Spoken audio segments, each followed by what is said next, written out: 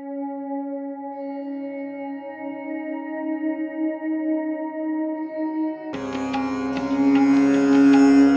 అందరికీ నమస్తే. ఈరోజు మన స్టూడియోలో నక్షత్ర జ్యోతిషాలయానికి సంబంధించినటువంటి ఎంతో ప్రసిద్ధి చెందిన పేరు ఉన్నటువంటి వ్యక్తి గురువుగారు మనతో ఉన్నారండి. సో ఎవరు చెప్పలేనటువంటి విషయాలు ప్రకృతికి సంబంధించినటువంటివే కాకుండాను వైద్య విషయానికి సంబంధించినటువంటివి చాలా వరకు ఈ తరంలో మనుషులు నమ్మే విధంగా తను చేసేటువంటి విద్యను అందరికీ తెలిసేలాగా సో మనకు తెలియజేయడం జరుగుతుంది. తను ఎవరో కాదండి, డాక్టర్ విష్ణువర్ధన్ రెడ్డి గారు అని చెప్పొచ్చు. ఒకసారి గురువుగారి మాటల్లోనే అడిగి తెలుసుకుందాము. నమస్తే గురువుగారు. నమస్కారం. ఎలా ఉన్నారండి? అవును. సో అంతకుముందు మీ ఎపిసోడ్లో చాలా బాగా చెప్పారు. సో ప్రస్తుతం ఈరోజు మనము ఏమనుకుంటున్నామంటే, సో మనకి దాదాపుగా చేతిలో రేఖలు ఉంటాయి. ఆ రేఖలకి పేర్లు ఉంటాయని చెప్పేసి వింటూ ఉంటాం. ఆ పేర్లు ఎన్ని రకాలుగా ఉంటాయి? రేఖలకు సంబంధించినటువంటి పేర్లు అరచేతిలో రేఖలు అంటే ఈ విధంగా ఉంటాయి. ఓకే. ఇవి ఏంటంటే అందరూ ఇలా చేతులు చూసుకొని మా చేతులు ఏమో రేఖలు పిచ్చి పిచ్చిగా ఉన్నాయి, లేదా మా చేతులు నీట్గా ఉన్నాయి అంటే రకరకాల రేఖలు ఉన్నాయని చూసుకుంటూ ఉంటారు అందరూ. అందరికీ చేతుల రేఖల గురించి అనేది తెలియదు. అది ఇక్కడ ఈ బొటనవేలు కింద ఇక్కడ వృత్తాకారంగా ఇట్లా వంపు తిరిగిన రేఖను జీవిత రేఖ అంటాము. ఈ జీవిత రేఖ ద్వారానే మన యొక్క లైఫ్ ఆధారపడి ఉంటుంది. మనం పుట్టినప్పటి నుంచి చనిపోయేదాకా ఈ జీవిత రేఖ మీద ఉండే సంఘటనలే మొత్తం చూసి రాసియచ్చు. దాని పక్కన ఉండే రేఖను దీని శిరోరేఖ లేకపోతే బుద్ధి రేఖ అంటాం. దీని ద్వారా ఏమవుతుందంటే మన యొక్క మైండ్ సెట్ ఎట్లా ఉంటుంది, మనం ఏ విధంగా ఉంటాం అనేది ఈ రేఖ ద్వారా తెలుస్తుంది. అంటే సెకండ్ రేఖ ఎక్కడ అన్నట్టు ఇది దీని ద్వారా తెలుస్తుంది. ఇక అలానే ఇంకోటి హృదయ రేఖ అంటాం, మూడోది. అంటే చిన్న వేలు కింద ఉండి చూపుడు వేలు దిక్కు ఇలా పైకి వెళ్తుంది, దీన్ని హృదయ రేఖ అంటారు. ఈ హృదయ రేఖ అనేది మన యొక్క గుండె అంటే మనసు యొక్క హార్ట్ బీట్, అంటే ఆ హృదయంలో అతనికి ఎదుటి వ్యక్తులు అతని యొక్క ఫీలింగ్స్ ఎట్లా ఉన్నాయి అనేది ఈ రేఖ బాగుంటూనే ఉంటుంది. దీని ద్వారా అతని యొక్క మనస్తత్వం తెలుస్తుంది. ఇక అలానే ఈ శనివేలు అంటాం, ఈ వేలు కింద అనేది భాగ్యరేఖ ఉంటుంది, లేదా దీన్ని ధనరేఖ అని కూడా అంటారు. ఈ రేఖ కంపల్సరీ ఉండాలి. ఇక దాని తర్వాత ఇది ఉంగరం వేలు అంటాము, దీని కింద రవిరేఖ ఉంటుంది. ఈ రవిరేఖ ఎవరికైతే ఉంటుందో వాళ్ళు బాగా రాజకీయంలో రాణిస్తారు. ఇక ఇది బుధస్థానము, బుధవేలు. ఇది ఈ ఏలు బుధవేలు అంటాం, చిన్న వేలును.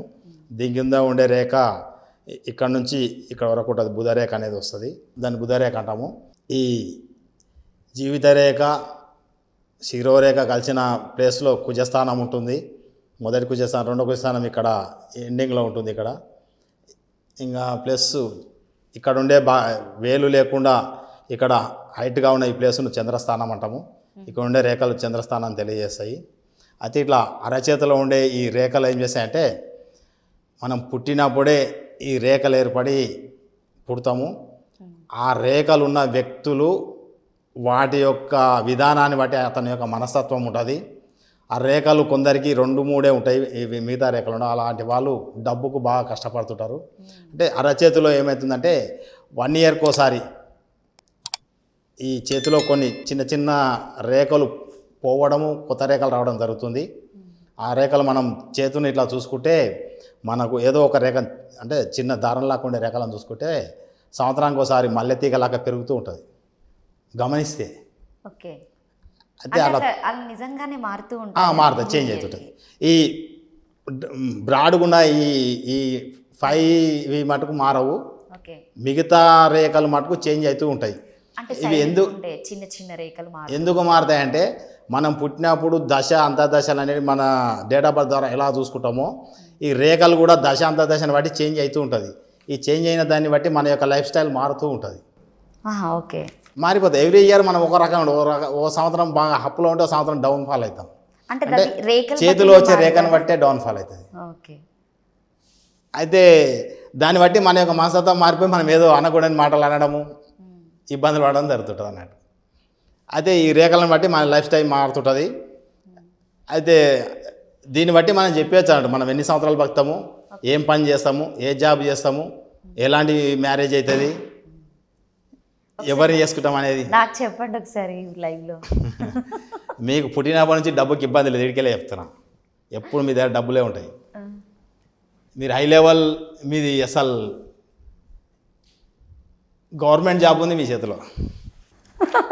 నాకు రావడం లేదు కదా గౌరవం. డబ్బు బాగా సంపాదిస్తారు, మీకు డబ్బుకి ఇబ్బంది లేదు. మీరు ఈరోజు ఢిల్లీ పోవాలని మీకు అనిపిస్తే ఈరోజు రేపే ఫ్లైట్ ఎక్కి వెళ్ళిపోతారు. అంటే మీకు వచ్చిన కోరిక ఎమ్మడే నెరవేర్చుకుంటారు. అలాంటి చేయి మీరు లెఫ్ట్ చూపండి, కుడి చూపుతూ. ఓకే, మరి ఇందులో చెప్పారు అంటే ఇది రాంగా? ఏం కాదు, దాని దీనికి ఇంచుమించు కుడి ఎడమ కొంచెమే తేడా ఉంటుంది, పెద్ద తేడా ఉండదు. ఇది చెప్పండి. మీరు ఎవరికైనా డబ్బులు ఇస్తే మటుకు రావు 100%. అది పోయినాటే.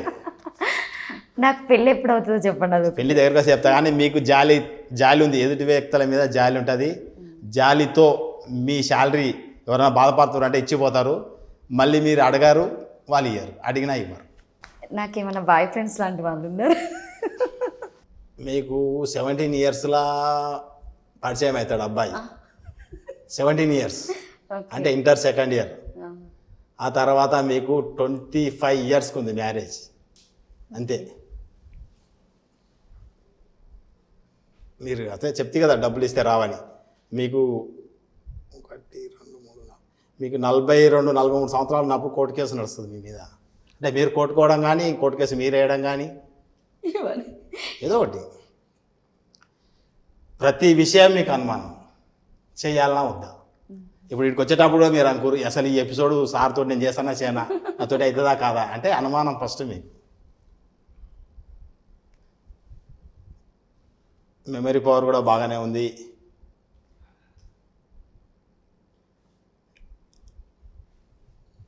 మీరు డిగ్రీ వరకే చదివినట్టు ఎక్కువ కనబడతలేదు. ఇంటర్మీడియట్ ఎండింగ్ కానీ డిగ్రీ వరకు కానీ. బీటెక్ డిస్కంటిన్యూ ఉన్నది. అదే మొత్తం ఎక్కువ కనబడతలేదు, అంతే కనబడుతుంది మీ చేతిలో. డబ్బుకి అయితే ఇబ్బంది రాదు, డబ్బు బాగా సంపాదిస్తారు. దానికి టైం ఉంది. ఎప్పుడు 40 ఇయర్స్ తర్వాతనే బాగా సంపాదిస్తారు. అంతలోపు ఎంత డబ్బు వచ్చినా అయిపోతుంది. మీకు ₹1,00,000 ఇచ్చినా అయిపోతుంది. ఒక్కటిలోనే ఖర్చు పెట్టారు. అయిపోతుంది. ఎప్పుడు మీకు 40 ఇయర్స్ వచ్చిన తర్వాత డబ్బు అవుతుంది. అప్పటిదాకా మీ దగ్గర డబ్బులు ఉండవు. ఇట్లా వచ్చి అట్లా వెళ్ళిపోతుంటాయి టకా టకా. నేను ₹1,00,00,000 మీకు ఇచ్చినా కానీ మీ దగ్గర వెళ్ళిపోతాయి, ఉండవు. అంటే ఇప్పుడు నార్మల్గా ఇప్పుడు నా చూసి ఇట్లా చెప్పారు కదా. అవును. సో ఇప్పుడు ఆ డబ్బులు ఆగాలి అంటే ఈ అరచేతిలో ఉన్నటువంటి గీతలతో మనం ఏదైనా చేయగలుగుతామా? రెమెడీ పెడతాము. రెమెడీ పెడితే కొంత కంట్రోల్ అవుతుంది. ఎన్ని సంవత్సరాల వరకు అని ఉంటుంది అది? అంటే దశని బట్టి ఉంటుంది రెమెడీ. ఓకే, అంటే మీరు రేఖలు కూడా 1 ఇయర్కి ఒకసారి చేంజ్ అవుతూ ఉన్నారు. ఈ పెద్ద రేఖలు చేంజ్ కావు, ఈ పెద్ద రేఖలు చేంజ్ కావు. ఓన్లీ ఇక్కడ ఉన్న చిన్న చిన్న గీతలే చేంజ్ అవుతాయి. ఇవి చేంజ్ అవుతుంటాయి. మీకు బాగానే ఉంది కానీ చెప్తున్నా కదా, మీకు ఫస్ట్ అనుమానం ఎక్కువ, మెమరీ పవర్ బాగుంది, ఎదుటి మీద జాలి ఉంది. జాలితో డబ్బులు ఎవరికైనా ఇస్తే తిరిగి రావు అంటే మీరు అడగారు first. So thank you so much గురువు గారు. ఈరోజు మాకు అరచేతిలో ఉన్నటువంటి రేఖల గురించి, అలాగే బొటనవేలుకి సంబంధించిన దాని గురించి చాలా వరకు మంచిగా వివరించారు. సో నెక్స్ట్ ఎపిసోడ్లో మళ్ళీ కలుసుకుందాం. Thank you so much. నమస్కారం.